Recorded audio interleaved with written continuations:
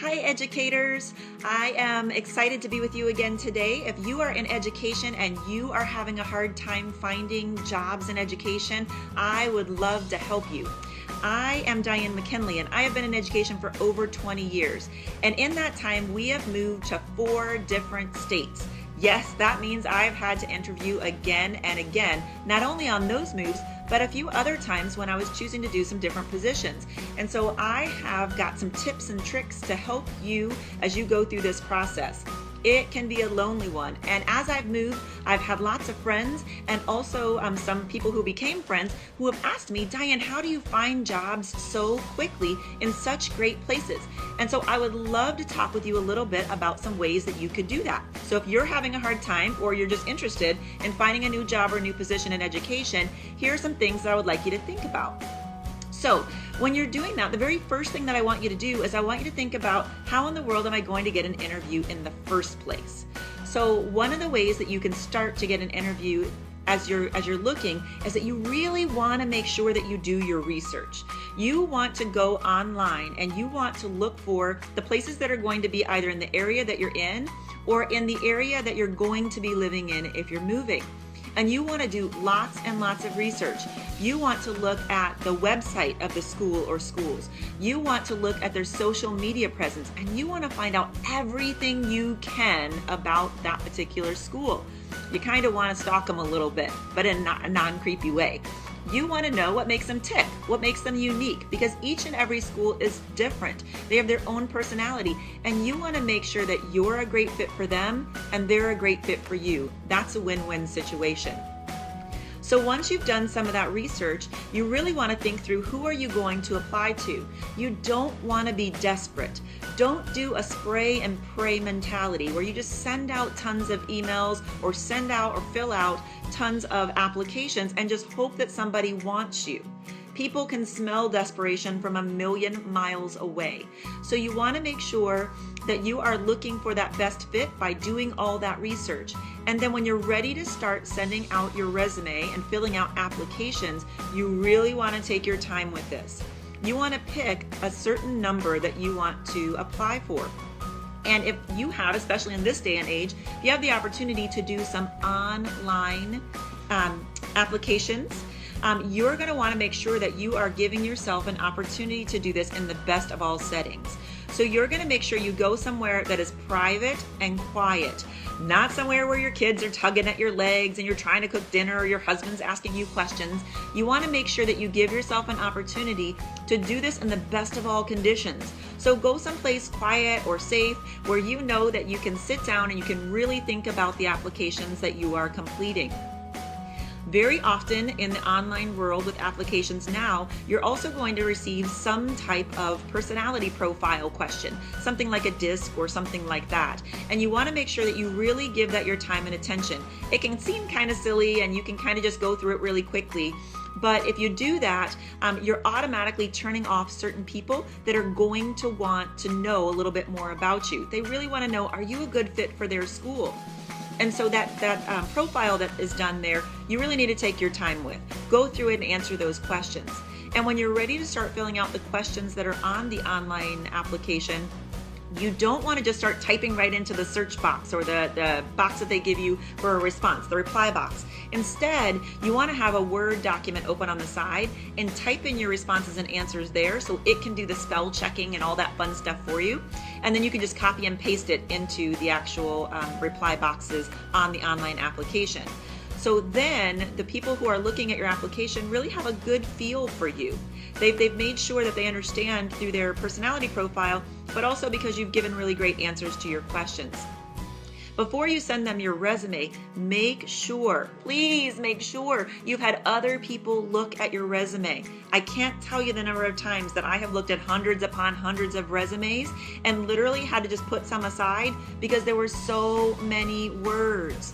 If you are the person doing the interviews, it is really hard when you have hundreds of them, even if you're reading through them online, to look through and people list every little single detail about things. You want to be more descriptive in those positions that you've held more recently and a little less descriptive in those older positions that you've had. And so I want you to make sure you have someone put eyes on that resume so that it really helps you as you go forward and you have some outside feedback. That will save you a lot of trouble and will also make your resume stand out for those who are looking to interview you. Okay, next, I want you to make sure, because you've narrowed it down to those schools that you feel like are going to be a best fit for you, that you customize a cover letter for them. Do not, again, do the spray and pray approach. You want to make sure you have a customized letter on each one so that it is specific to the person who might be interviewing you. And it lets that school know that you know a little bit about their school. As someone who's interviewed lots of people, it is really nice to know when someone has taken the time to kind of get to know us as a school as well, because we know then that that person cares about being a part of our staff and isn't just looking for a job. All right, so let's say you've got all those things done and now you know you're going to get an interview call and the phone call rings. The phone rings and you get this phone call and you answer the phone. Here is what I want you to do. I want you to make sure that you smile. When you are smiling, people can hear your smile over the phone. Make sure you're smiling so that the people on the other end, the person on the other end knows you're excited to hear from them. That makes a huge difference. From experience, it is not fun to be on the other end of the phone and call someone and it feels like you're bothering them, like they got something else going on that's much more important. I don't want to interview that person. That's going to be a no-go for me if I'm calling to interview you. And so I want you to think about the fact that smile. People want to know that you're interested in them calling. And then make it brief. Get the information from the principal or superintendent calling you so that you know where and when and how. Thank them for calling you. They're doing you a favor by allowing you this opportunity. Thank them and then hang up the phone. Don't get into a lengthy conversation. Don't sound desperate. Don't tell them the million things that have just happened to you or the fact that you've been having a really hard time getting anybody to call you for an interview. No, just be brief, be happy, thank them, and hang up. And then you're off and ready for your interview. Now, let's talk about that piece. Here's what I hear from principals and superintendents all the time in my work, but I also know from my position as an administrator. It is so important to be ready for an interview. Number one, listen to this. Please come dressed for your interview in a professional way. I can tell you from experience that in the middle of the summer, I do not want to see you come in flip-flops and shorts. That doesn't tell me that you're excited about being a professional in our building.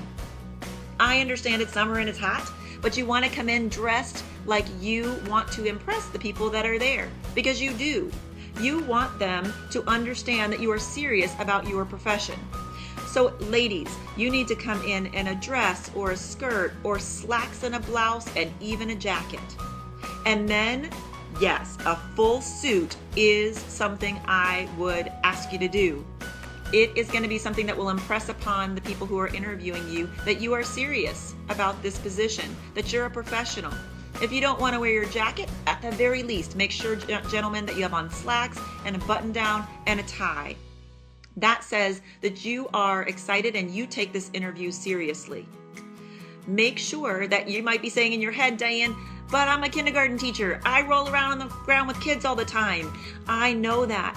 We want to know that you're going to be great with kids, but we also want to know that you're going to be great with adults, that you're going to be a great team player, and that you know how to interact with grown-ups just as well, just as passionately as you know how to interact with kids.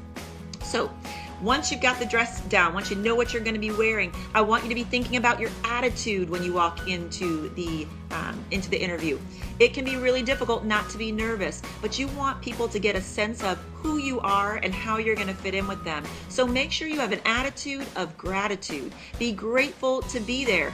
Please do not act like they're doing you a favor by inviting you there and that, oh, you took some time out of your day and you might have some other options, but you'll be here anyway. Make those people feel like you care. You should care. You want them to hire you. You also want to make sure that you impress upon those interviewing you that you have a growth mindset. You're not stuck in your ways. You want to learn. You want to be a part of a group that is continuing to move forward and that you are willing to learn whatever you don't know. Principals and superintendents don't expect you to come with everything you should know.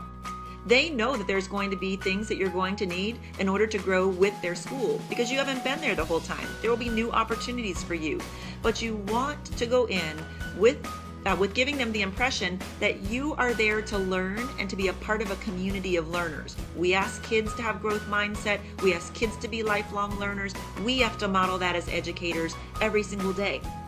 All right, so before you get into that interview that we just got all of our clothes ready for and we're thinking about our attitude, you also want to make sure that you've done that prep, that you know those key talking points that you want to share that are not just about you, but they're specifically about that school and the online research that you did before you got the interview.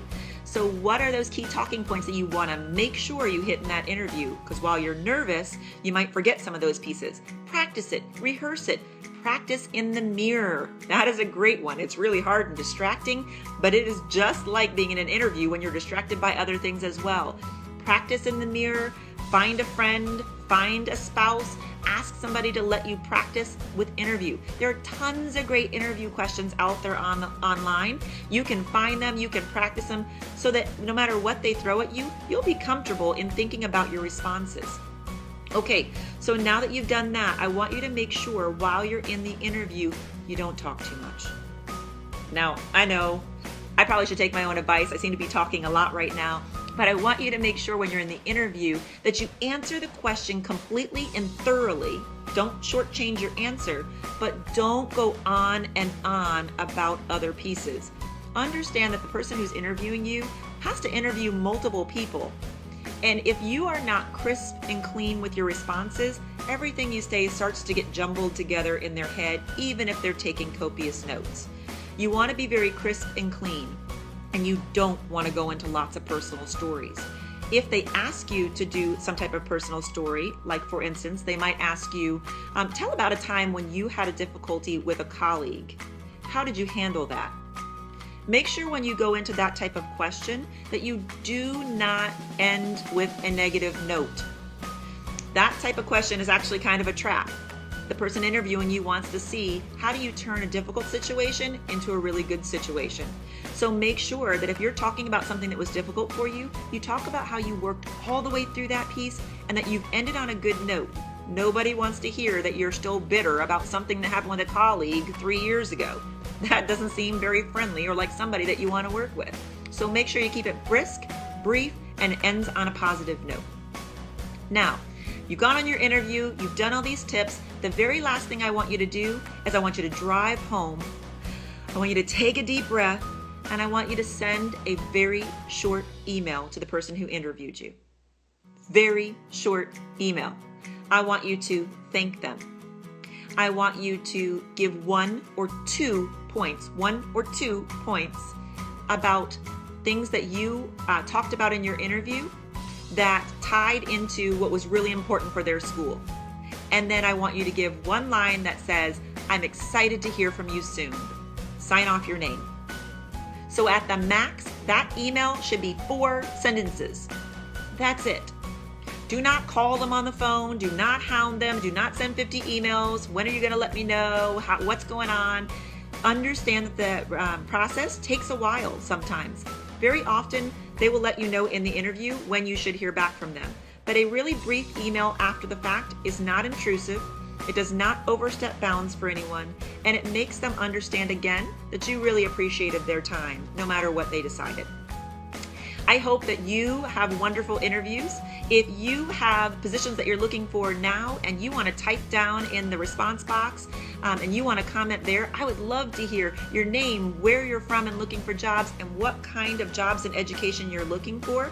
If you have questions or want any other pointers, please put that in the comment box as well. I will go back and read them, and I'll give you some other tips for things that I've found as I've traveled around this country.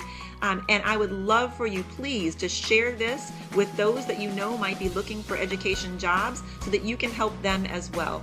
I hope you have a wonderful day. You can always visit us at www.encompassinged.com. Have a great day.